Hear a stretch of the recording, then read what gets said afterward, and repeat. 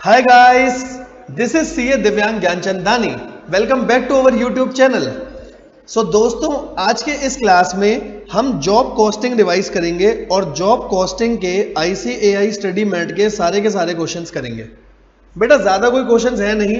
Job costing के total मिलाकर के आपके पास 4 से 5 क्वेश्चन है. तो आइए बिना कोई टाइम वेस्ट करे इनको भी खत्म कर देते हैं ICAI से, क्योंकि चारों क्वेश्चन बहुत ज्यादा इंपॉर्टेंट है. तो छोड़ के मत जाना.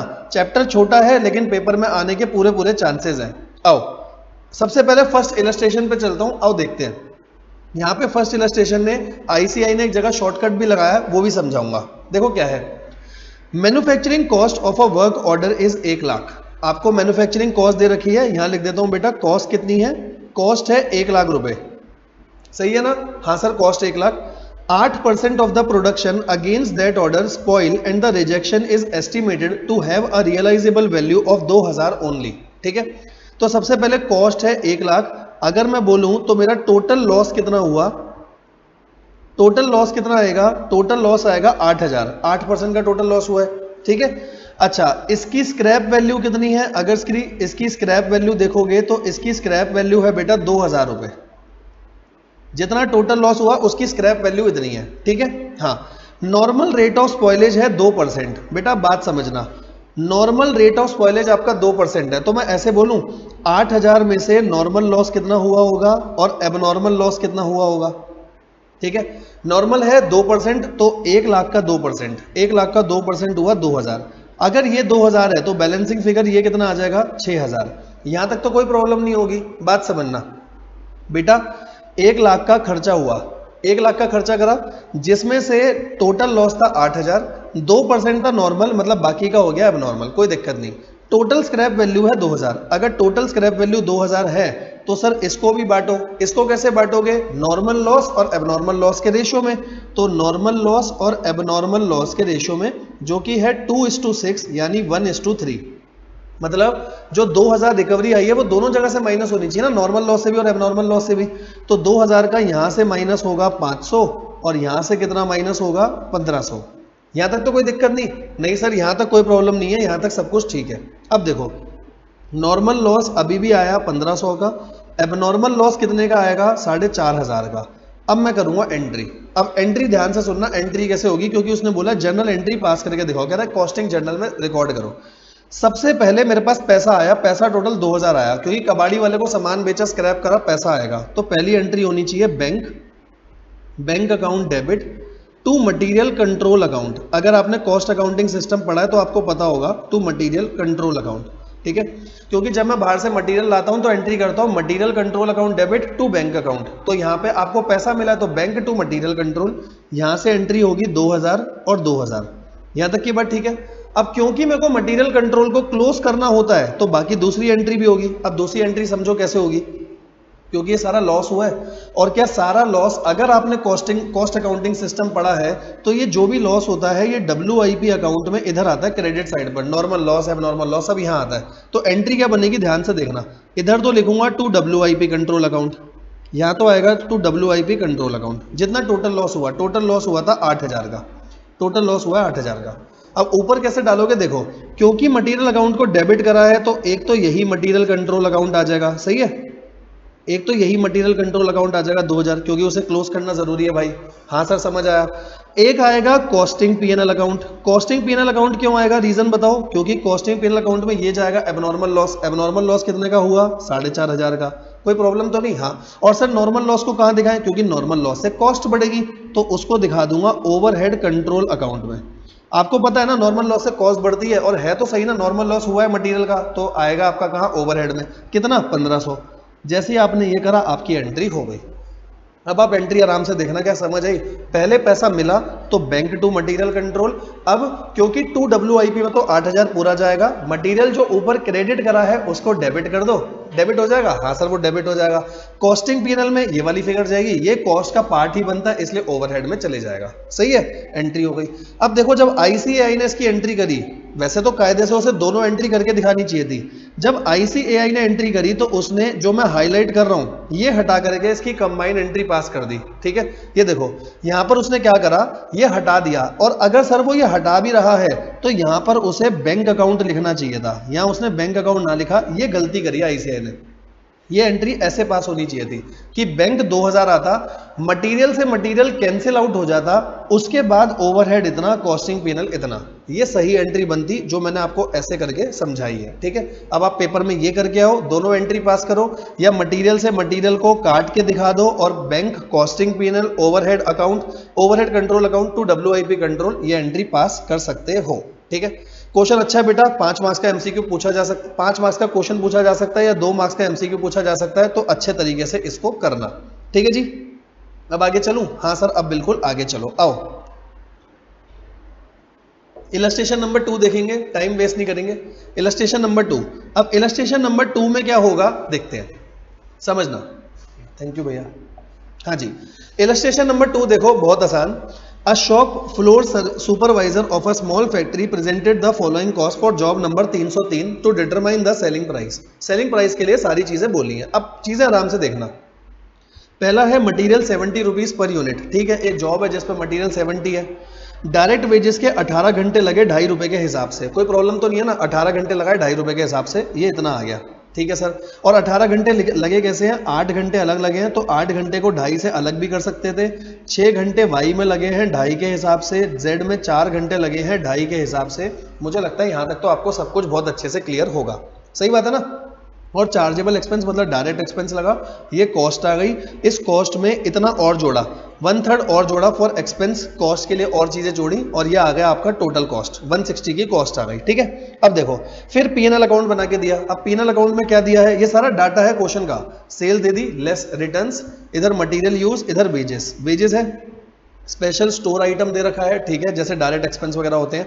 ओवरहेड दे रखे हैं, अब ओवरहेड में कुछ नहीं लिखा तो मैं रिकवरी करूंगा वेजेस के बेसिस पर। वेजेस के बेसिस पे कैसे, जैसे एक की बताता हूं, डिपार्टमेंट एक्स के ओवरहेड है 5000 और वेजेस है 10,000, मतलब एक तरीके से ओवरहेड है 50% ऑफ वेजेस, किसका, डिपार्टमेंट एक्स का, ये एक्स का आया। ऐसे दूसरे का होगा 9/12, देखो अगर ये सारा डाटा हटा दूं तो दूसरे का क्या होगा, दूसरे का होगा 9/12, तीसरे का होगा 2/8, मतलब 25%। ऐसे रिकवरी करनी चाहिए थी ना, वो रिकवरी नहीं करी।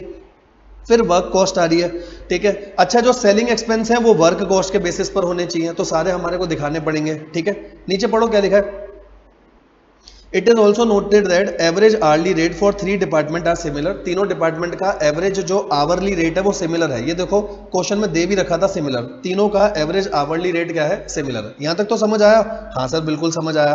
अब देखो क्या बोला, कह रहा जॉब की कॉस्ट शीट बनाओ, आपको जॉब की कॉस्ट शीट बनानी है। Calculate the entire revise cost using current financial year actual figure as a basis.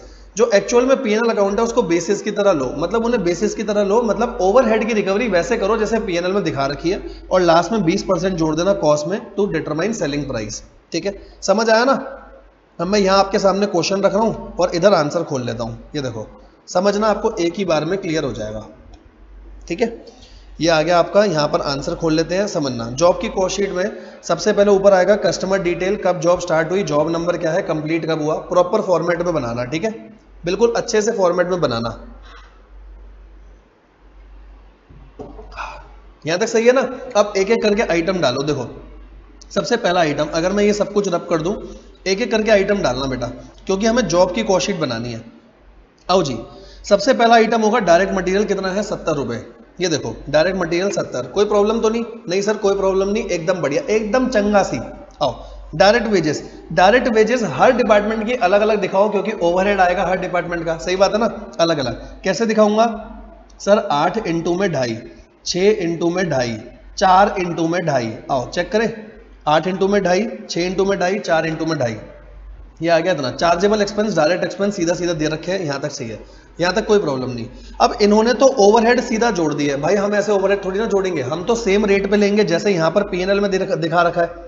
जैसे यहाँ पीएनएल में वैसे दिखाऊंगा ना, तो देखो एक्स का कितना आएगा, एक्स का आएगा कि ओवरहेड है 5000, वेजेस थे 10,000, तो वेजेस के हिसाब से 50%, मैं भी ऐसे लूंगा आंसर में। देखो ओवरहेड पहले निकाले 50% किसका, हमारी वेजेस का, तो एक्स की वेजेस कितने थे 20, ये देखो एक्स की वेजेस कितनी है 20, सेम ऐसे y का करोगे 75% आएगा, उसकी वेजेस से मल्टीप्लाई करोगे। सेम z का 25% आया था, हमने पहले भी करा, 10 रुपए की वेजेस पे ये आया 2.5।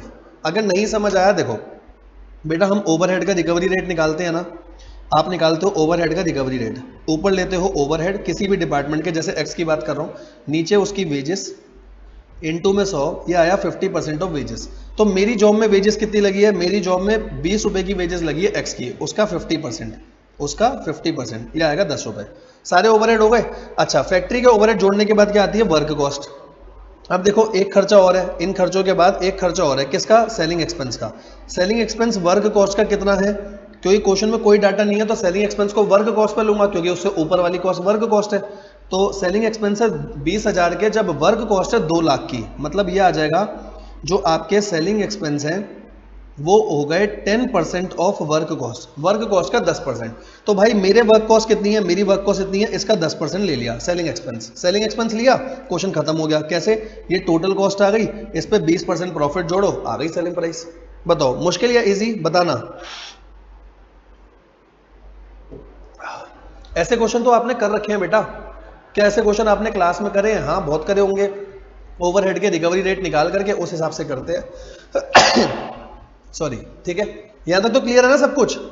हाँ सर क्लियर है। देखो ये वाला इलस्ट्रेशन भी हो गया हमारा पूरा, इलस्ट्रेशन सारे हो गए। अब इलस्ट्रेशन से आगे बढ़ेंगे। आओ, इलस्ट्रेशन कुछ है नहीं ये चैप्टर के। अब इसके लास्ट के 2 क्वेश्चन बहुत बढ़िया है भाई, ध्यान से सुनना। पहला क्वेश्चन बहुत आराम से सुनना, अच्छे क्वेश्चन है दोनों, सुनो। In a factory following job costing method, an abstract from WIP as on 30th September was prepared as under। ठीक है, तो फैक्ट्री का ये दे रखा है, एक एब्स्ट्रैक्ट दे रखा है WIP का, जिसमें जॉब नंबर है 115, 118, 120, जॉब नंबर ये है, और 30 सितंबर का डाटा है, 30 सितंबर का सारा डाटा है। मटेरियल आपका इतना लगा, ये मटेरियल रुपए में दे रखा है, डायरेक्ट घंटे दे रखे हैं, और डायरेक्ट घंटों के हिसाब से लेबर कॉस्ट दे रखी है। अगर आप ध्यान से देखो तो हर घंटे के 2 रुपए हैं, क्योंकि इसको भी 2 से मल्टीप्लाई करा जब ही आया, मतलब हर घंटे आवरली रेट 2 रुपए होगा, 2 रुपए पर लेबर आवर। क्यों, यहाँ पर भी 2 है, यहाँ पर भी 2 है, लेकिन यहाँ चेंज हो गया, 250 का भी 500 हो रहा था, बट यहाँ चेंज हो गया, यहाँ पे कुछ और आ रहा होगा। ठीक है, तो लेबर आवर अलग हो गया। फैक्ट्री ओवरहेड कितने अप्लाई करें, अगर आप फैक्ट्री ओवरहेड देखोगे तो बेटा ये देखना ध्यान से, फैक्ट्री ओवरहेड है 80% ऑफ वेजेस, यहाँ पर भी 80, यहाँ पर भी 80, और ये भी 80 आ रहा होगा। लास्ट वाला चेक कर लूँ कि 80 आ रहा है या नहीं, मेरे ख्याल से तो 80 ही होना चाहिए, चेक कर लेता हूँ। 475 का 80%, 475 का 80%, 380, बिल्कुल ठीक। मतलब लेबर का 80% फैक्ट्री ओवरहेड है, ये मत भूलना।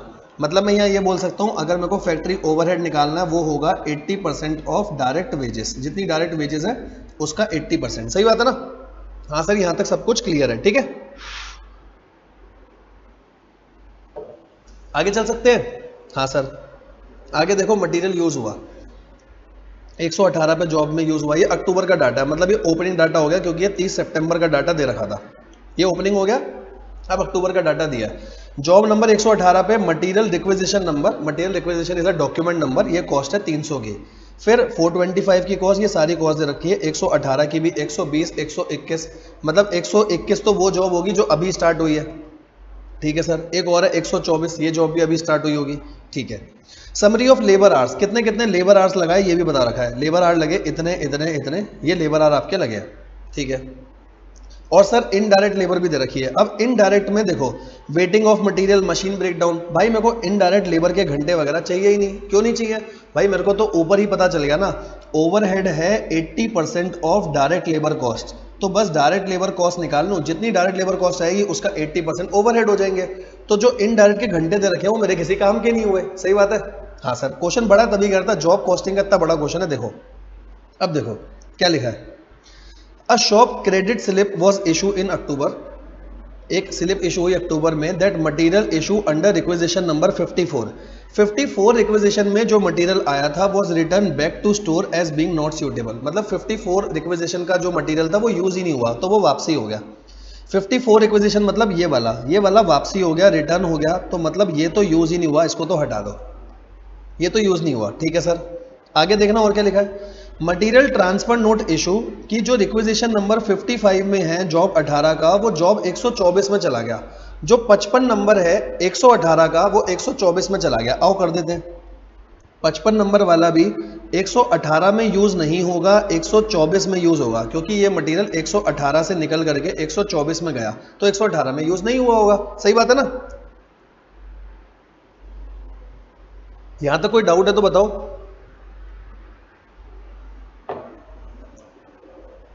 यहां तक सही है?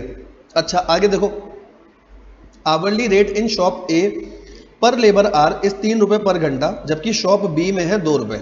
देखो शॉप ए और शॉप बी की बात करिए ये दी, क्योंकि शॉप ए और शॉप बी में यहाँ है 3 रुपए पर घंटा, यहाँ है 2 रुपए पर घंटा, तो मैं सारी डायरेक्ट वेजेस बता सकता हूँ।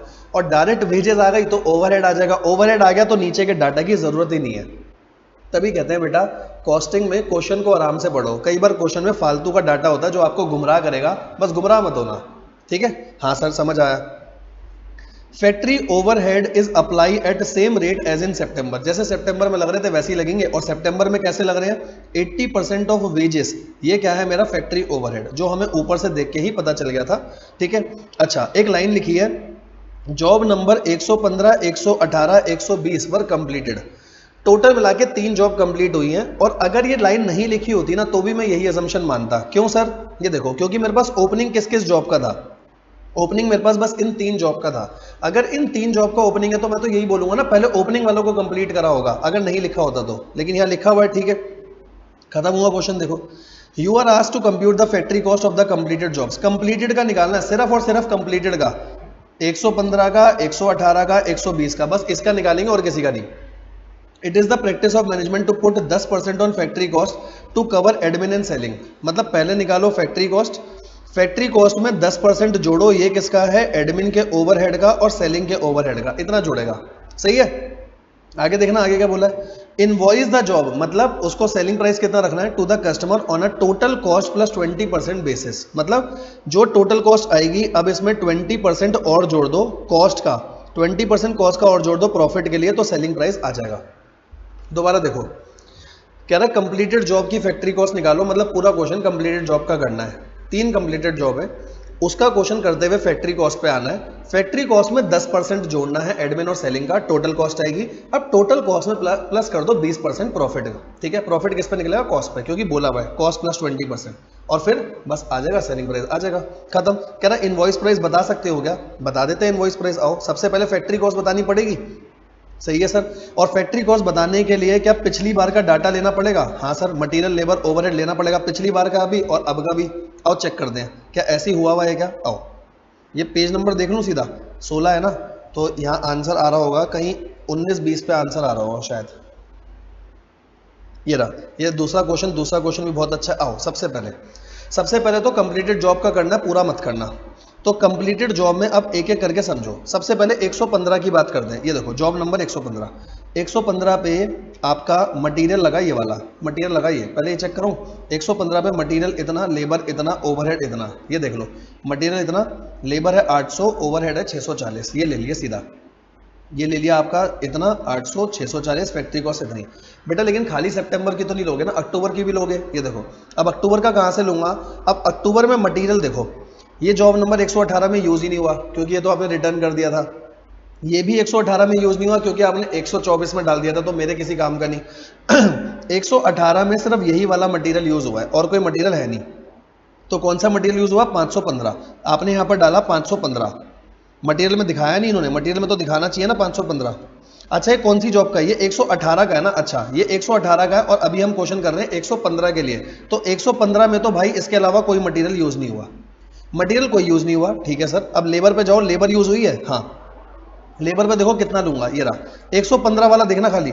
115 पे है 25 घंटे 3 रुपए का रेट था और 25 घंटे 2 रुपए का रेट था, ये देखो यहाँ निकाल दी 125। ठीक है, इन्होंने नीचे वर्किंग नोट बनाया है या नहीं वो देख लेते हैं।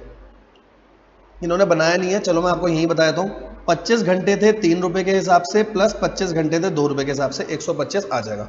और जैसे आपके वेजेस आ गए तो ओवरहेड कितना होगा इसका? 80%, क्योंकि बोला था सितंबर वाला लेना वैसे। ठीक है, तो समझो 115 जॉब की फैक्ट्री कॉस्ट निकाल दी सितंबर के महीने की और अक्टूबर के महीने की, टोटल फैक्ट्री कॉस्ट इतनी हो गई। कोई प्रॉब्लम तो नहीं ना?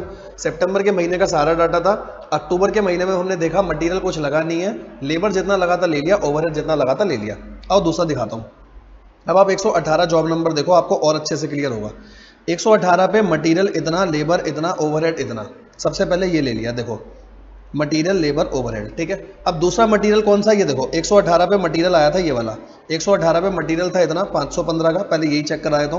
मटेरियल है 515, ठीक है। लेबर कितना आएगा, लेबर ध्यान से देखना, लेबर का रेट कितना, 3 रुपये और 2 रुपये ना, हाँ लेबर का रेट है 3 रुपये। इसको मल्टीप्लाई करेंगे 3 से, इसको मल्टीप्लाई करेंगे 2 से, ये कितना हो गया 270 और 60, 270 और 60 ये कितने हो जाएंगे 330। और 330 लिया हुआ है क्या, हाँ 330, और 330 का 80% करोगे ओवरहेड, इसकी भी फैक्ट्री कॉस्ट टोटल आ गई। पहले फैक्ट्री कॉस्ट तक क्वेश्चन करेंगे, सिमिलर वे में इसकी भी फैक्ट्री कॉस्ट आ जाएगी, क्योंकि हमें सिर्फ 3 जॉब से काम था, 115, 118, 120, सही है ना। हाँ सर, तीनों जॉब की आ गई फैक्ट्री कॉस्ट।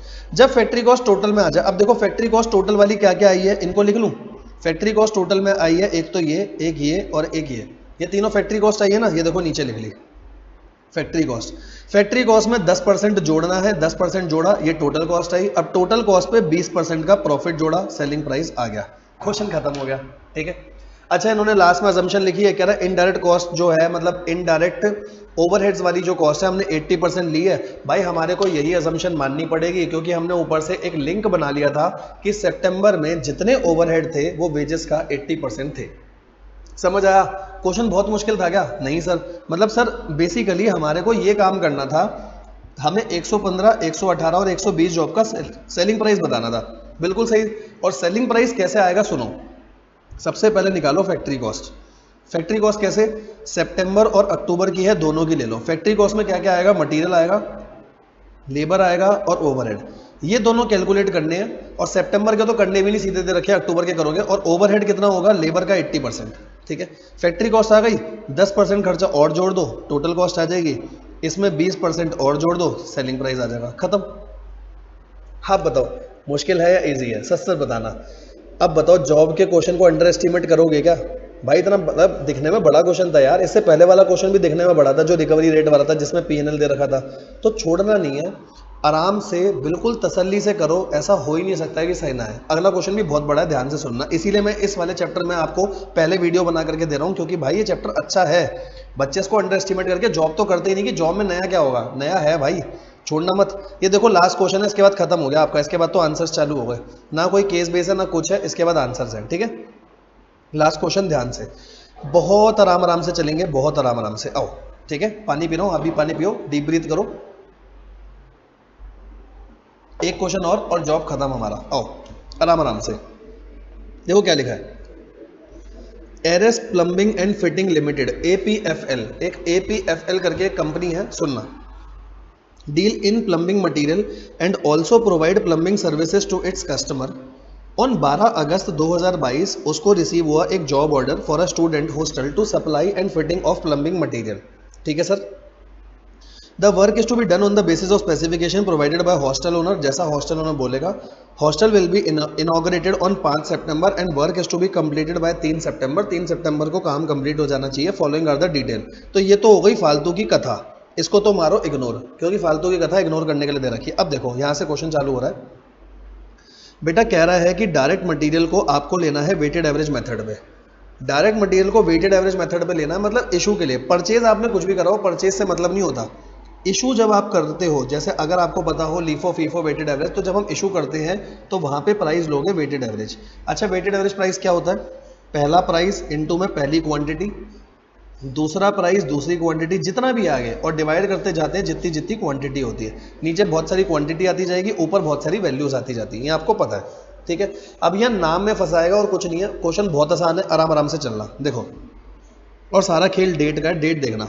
ओपनिंग स्टॉक है 12 अगस्त का, 12 अगस्त का ओपनिंग स्टॉक दिया हुआ है। किस किस का नाम देखना, एक एक नाम को मैं रेड पेन से हाईलाइट कर रहा हूँ। एक है 15 mm GI पाइप, 15 mm के GI पाइप, जो हमारे पास कितने पड़े हुए हैं, 12 पड़े हुए हैं। ये ओपनिंग का डाटा है, मैं ओपनिंग का डाटा ना इधर सामने लिख देता हूँ। 15 mm वाले 12 यूनिट हमारे पास रखे हुए हैं, 20 mm वाले हमारे पास 10 यूनिट रखे हुए हैं, ठीक है। प्राइस दे रखा, कोई दिक्कत नहीं। अदर फिटिंग मटेरियल हमारे पास 60 यूनिट का रखा हुआ है, ठीक है। स्टेनलेस स्टील, इसके भी 6 यूनिट रखे हुए हैं, और वॉल्व के 8 यूनिट रखे हुए हैं। ये डाटा आपके पास रखा हुआ है, ठीक है सर। अब आपने करी परचेस, अलग पेन से करते हैं परचेस। सुनना, आपने परचेस कब करी, बहुत आराम से सुनना। परचेस करी बेटा 16 अगस्त को, 16 अगस्त को आपने ये सामान खरीदा, ठीक है सर, 20 mm का यहाँ खरीदा, 20 mm वाले में जीआई पाइप खरीदा, 10 यूनिट के वॉल्व खरीदे। फिर आपने 18 अगस्त को और सामान खरीदा, कोई बात नहीं, ठीक है, 18 अगस्त को कुछ चीज़ें खरीदी, फिर 27 अगस्त को चीज़ें खरीदी। मेरे को परचेज से कोई लेना देना थोड़ी है, मेरे लिए मेन काम की बात है इशू कितना हुआ, क्योंकि अब इस इशू में लगेगा वेटेड एवरेज। अब इस इशू में लगेगा वेटेड एवरेज, तो इशू को ध्यान में रखते हुए करना, आपका पूरा क्वेश्चन मक्खन हो जाएगा। इशू परचेज में जैसे भी करूं मतलब नहीं होता, इशू देखना पड़ेगा, और इशू से पहले क्या क्या परचेज हुई थी, वेटेड एवरेज वैसे लगता है, ठीक है सर। तो इशू करा 12 अगस्त को, देखो अगर आपने इशू करा है 12 अगस्त को, एक बात बताना, अगर 12 अगस्त को इशू करा है तो मैं ये बोल सकता हूं 12 अगस्त तक 12 अगस्त तक जो स्टॉक अवेलेबल होगा, 12 अगस्त तक जो स्टॉक अवेलेबल होगा उसमें से इशू हुआ होगा, बताओ सही बात है ना, उसमें से इशू हुआ होगा, सही बात है, हाँ सर बिल्कुल, क्योंकि मैं क्यों पूरा लीफो फीफो वेटेड एवरेज बनाऊं, 12 अगस्त को कोई चीज इशू हुई है तो जितना स्टॉक 12 से पहले गोदाम में था वहीं से इशू हुई होगी, ठीक है सर। सेम ऐसे 17 अगस्त में 17 अगस्त तक जो स्टॉक था, 28 अगस्त अभी देखेंगे, और 30 अगस्त आप ये चीजें कर रहे हो, कोई दिक्कत नहीं है, ठीक है। डायरेक्ट लेबर दे रखिए, डायरेक्ट लेबर देख लो, डायरेक्ट लेबर बोला 180 घंटे हैं 50 रुपए पर आवर के हिसाब से, साथ में 12 घंटे का ओवर टाइम इसमें जुड़ा हुआ है। अगर 12 घंटे का ओवर टाइम जुड़ा हुआ है तो 12 घंटे के नॉर्मल 50 रुपए तो होंगे और कुछ ओवर टाइम भी होगा, ठीक है। 192 घंटे हैं जिसमें 24 घंटे ओवर टाइम जुड़ा है, तो 24 घंटे के 35 रुपए तो वैसे ही मिल रहे हैं, कुछ ओवर टाइम भी दूंगा। अब ओवर टाइम देखो कितना है, ओवर टाइम बोला paid at 1.5 times of normal wage rate, मतलब 1.5 टाइम्स मिल रहा है, मतलब अगर वैसे 50 मिल रहे हैं, ध्यान से सुनना, अगर वैसे 50 मिल रहे हैं तो 50 का 1.5 करोगे, ये आएगा 75 रुपीज, ठीक है।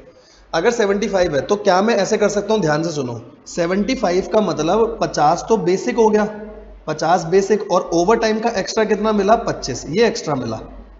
तो जब मैं वेजेस निकालूं, बताओ क्या मैं वेजेस में ऐसा करूं, ध्यान से सुनना, पहले प्लम्बर के लिए सर 180 घंटे के 50 रुपए तो मिले हैं, इसमें जो ओवर टाइम थे, ओवर टाइम वाले घंटों पे 50 तो आपको मिल गए ना, क्योंकि आपने पूरे 180 लिए हैं और इंक्लूड है, मतलब इसमें से ओवर टाइम के पैसे तो मिल गए, साथ में 12 घंटे जो ओवर टाइम था उस पर एक्स्ट्रा और मिलेगा, समझ आया, क्योंकि बेटा 180 घंटे पे टोटल 50 रुपए तो मिल गए, और यहाँ जो ओवर टाइम का 75 आया, इसमें बेसिक 50 था, 50 तो मिल गए, तो एक्स्ट्रा पे सिर्फ एक्स्ट्रा मिलेगा। जैसे हेल्पर पे कितना मिलेगा, हेल्पर पे बताओ, 192 घंटे में 35 तो मिलेगा ही मिलेगा, साथ में 24 घंटों पे जो एक्स्ट्रा था, एक्स्ट्रा कितना आएगा, 17.5, ये और मिलेगा, ठीक है। पहले एक बार लेबर चेक करा दूं आपको, आओ सॉल्यूशन में सीधा लेबर चेक कराता हूँ, सामने खोलता हूँ सॉल्यूशन, यहाँ खोलता हूँ सॉल्यूशन इसका, ये देखो, अगर आप लेबर ध्यान से देखो, 180 इंटू 50, 12 इंटू 25, यही करा था हमने, चेक करा दो, 180 इंटू 50 और 12 इंटू 25, दूसरा कितना 192 और 17.5, सही है ना।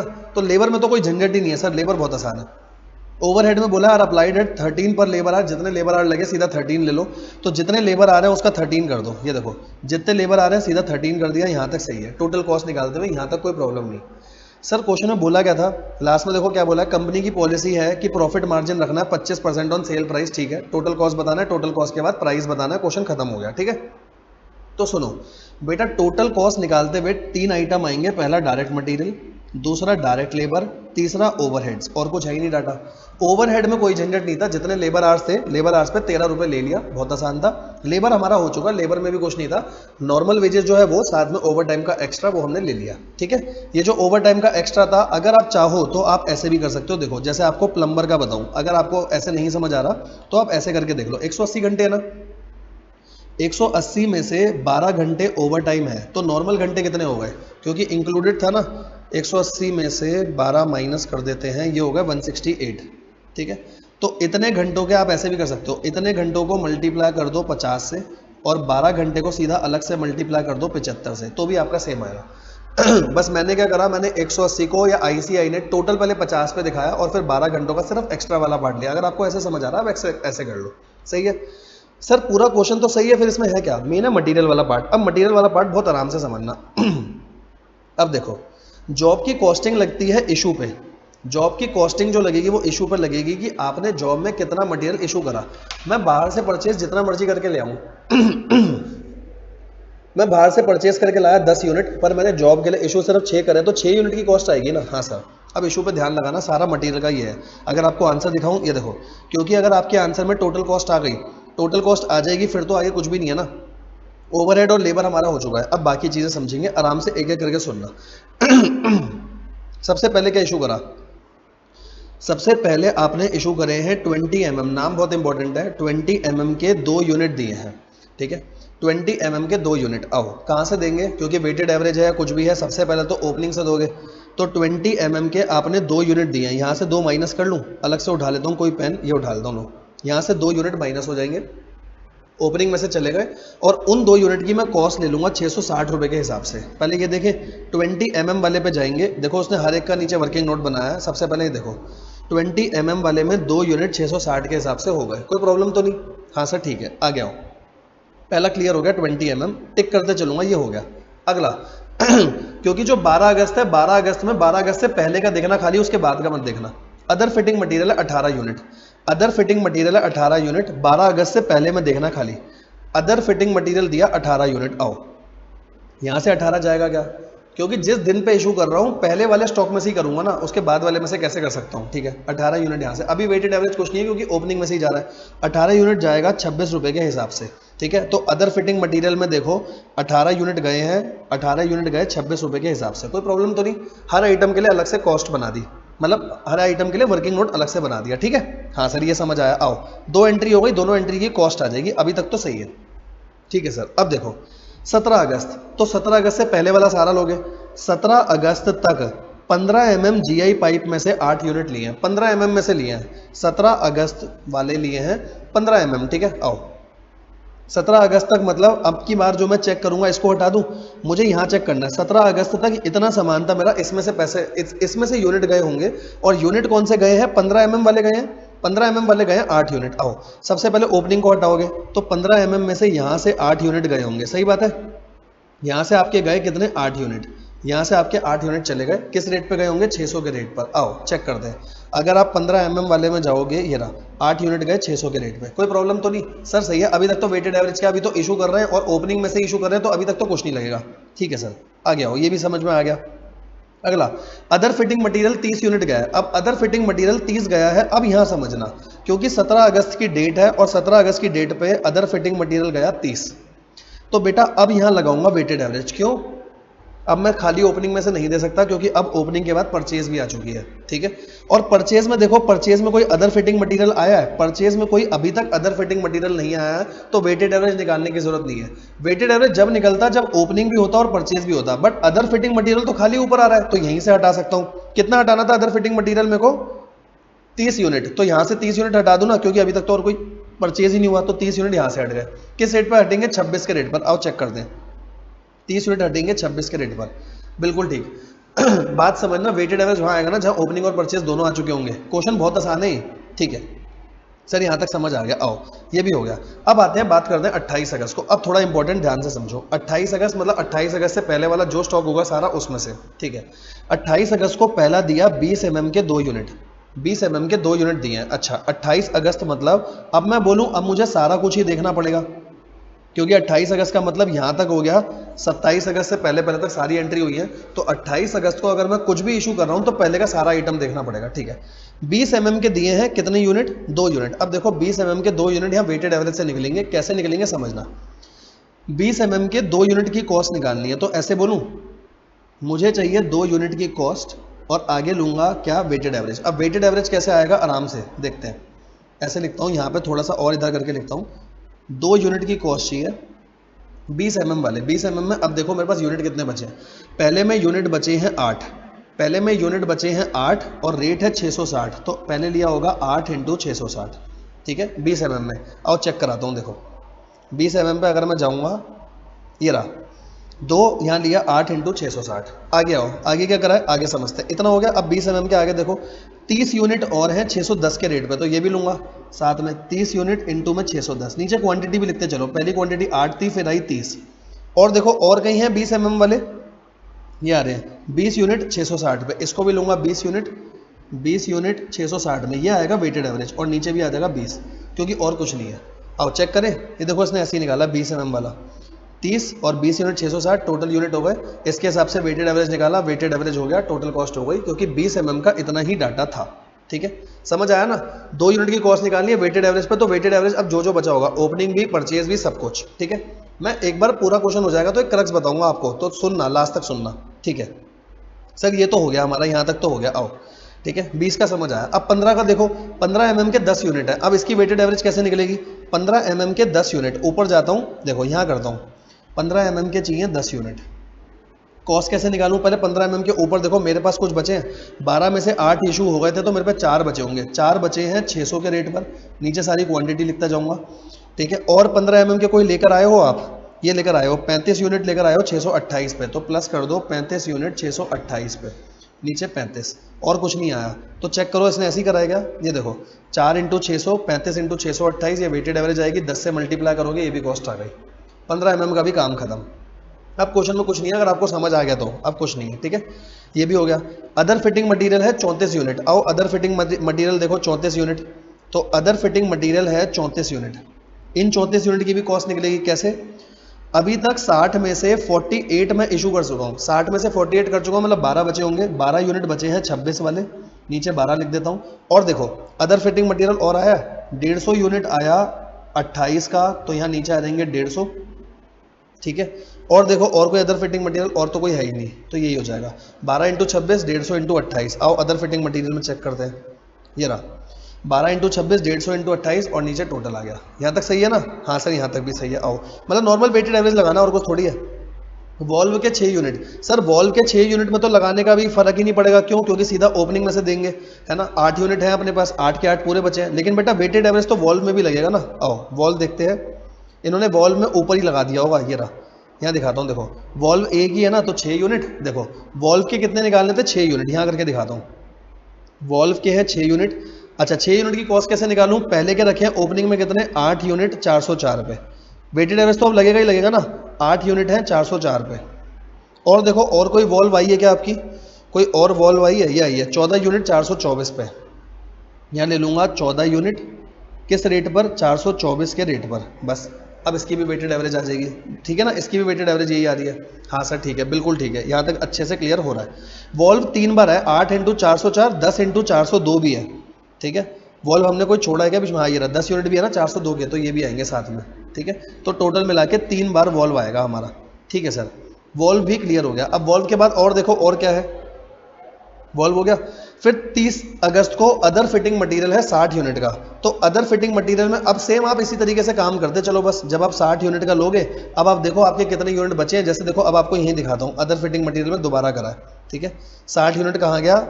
ये रहा 60 यूनिट, तो 60 यूनिट लिया। अब मेरे पास बचा क्या क्या है? जो बचा हुआ है वही 12 इंटू 26 सेम चलेगा, 12 into 26, 150 into 28 same weighted average लगाऊंगा, क्योंकि पहले वाला भी वेटेड एवरेज पे निकला, तो अभी वाला भी तो वेटेड एवरेज सेम पे ही निकलेगा ना। हाँ सर ठीक है, समझ आया। और देखो और कुछ बचा या हो गया? स्टेनलेस स्टील, स्टेनलेस स्टील के 15 हैं, इसको तो देखो डायरेक्ट इन्होंने यहीं कर दिया, दिखाता हूँ, स्टेनलेस स्टील को यहीं करके दिखा दिया। ये रहा, कहाँ गया? ये रहा 15 यूनिट। इस हिसाब से कैसे लिए 15 यूनिट के हिसाब से? देखो दिखा देता हूँ आपको।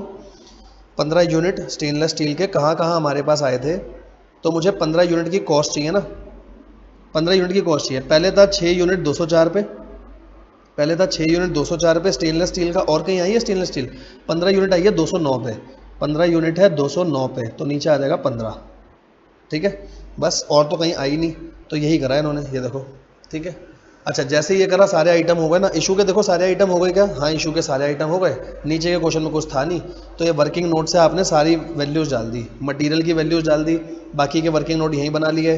फिर लेबर आ गया, लेबर में तो कोई झंझट था ही नहीं, ओवरहेड में कोई झंझट नहीं था। टोटल कॉस्ट आई, टोटल कॉस्ट थी 25% सेल पे था प्रॉफिट। अगर 25% सेल पे है प्रॉफिट, मान लो ये प्रॉफिट है ये सेल है, तो कॉस्ट पे कितना होगा?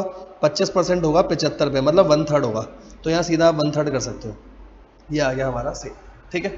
अब तुम बताना क्या बहुत ज़्यादा मुश्किल था क्या क्वेश्चन? नहीं सर मुश्किल नहीं था, बस मेन वेटेड एवरेज है जहाँ गलती हो सकती है। अब वेटेड एवरेज के लिए आपको एक दो चीज़ बता रहा हूँ, ध्यान से सुनना। देखो थोड़ा सा क्रक्स समझाता हूँ इस क्वेश्चन का।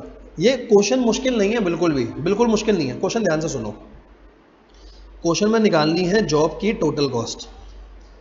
पहले टोटल कॉस्ट, जो टोटल कॉस्ट आएगी उसमें 25% प्रॉफिट जोड़ूंगा, 25% का प्रॉफिट लूंगा ऑन सेलिंग प्राइस, और सेल्स आ जाएगी, कोई दिक्कत नहीं है। हाँ सर बिल्कुल अच्छे से क्लियर है सब कुछ। हाँ सर बेटा टोटल कॉस्ट के अंदर 3-4 चीज़ें हैं, एक डायरेक्ट मटेरियल, एक डायरेक्ट लेबर, एक ओवरहेड। इनमें तो कोई झंझट नहीं है, सारा झंझट है मटेरियल में। अब सुनो मटेरियल में क्या करना है, ध्यान से सुनना, ऐसे बताता हूँ आपको। मटेरियल में क्या करेंगे, आपको ओपनिंग स्टॉक दे रखा है किसी भी एक का, मान लो जैसे ओपनिंग स्टॉक है मान लो 10 यूनिट, ओपनिंग स्टॉक है 10 यूनिट और ये मिल रहा है 60 रुपए के रेट पे, मान लो। इजी है? हाँ सर।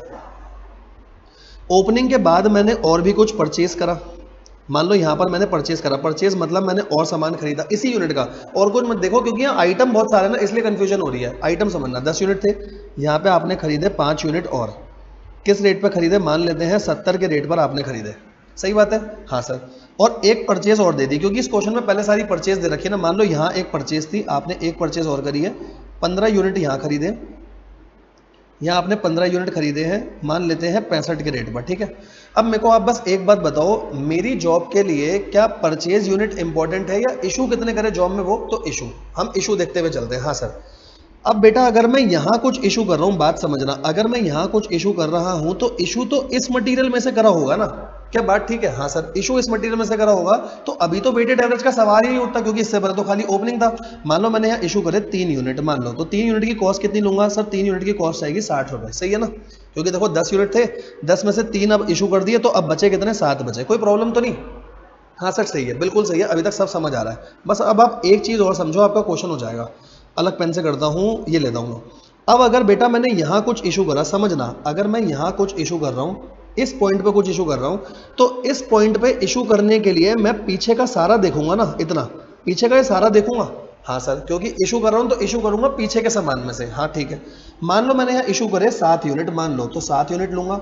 अब 7 यूनिट की वेटेड एवरेज, अब वेटेड एवरेज कैसे निकालूंगा? देखो, इससे पहले 7 यूनिट बचे हुए हैं 60 पे, 7 यूनिट बचे हुए हैं 60 पे, प्लस 5 यूनिट ये भी बचे हुए हैं, 5 यूनिट बचे हैं 70 पे, डिवाइड बाय 12 यूनिट, बस आ गई कॉस्ट। यही तो करा हमने। आइटम बहुत सारे ना इसलिए कंफ्यूजन हो रही है, बात समझो। जिस डेट पे इशू कर रहे हो उससे पहले के सब का वेटेड एवरेज लेना है, और उनमें से अगर कोई स्टॉक पहले इशू हो चुका तो बस वो मत लेना, वही तो करा। अब समझ आया ना? और अगर सबसे पहली बार इशू कर रहे हो तो वो ओपनिंग स्टॉक में से होगा, वहां वेटेड एवरेज लगा ही नहीं अपना। अब आप ये क्वेश्चन करके देखना, आपसे ये क्वेश्चन हो जाएगा। आई होप मैंने बेटा बहुत अच्छे से पूरी मेहनत से आपको ये चैप्टर पढ़ाया, एंड आई होप आपको अच्छे से समझ में भी आया होगा। अगर समझ में आया तो प्लीज़ कमेंट सेक्शन में बताना कि आपको आईसीआई के जो स्टडी मैट के हम ये सारे क्वेश्चंस कर रहे हैं, क्या आपको सीरीज पसंद आ रही है और क्या ये आप आगे भी चाहते हो, ठीक है? ज़रूर ज़रूर कमेंट सेक्शन में बताना, बिकॉज आपका यही जो आप हमारे को अप्रिशिएट करते हो, यही हमारी मोटिवेशन होती है, ठीक है गाइस?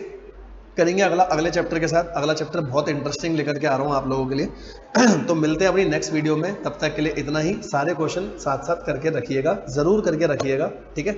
चलो, thank you guys, bye bye, love you, take care, bye bye.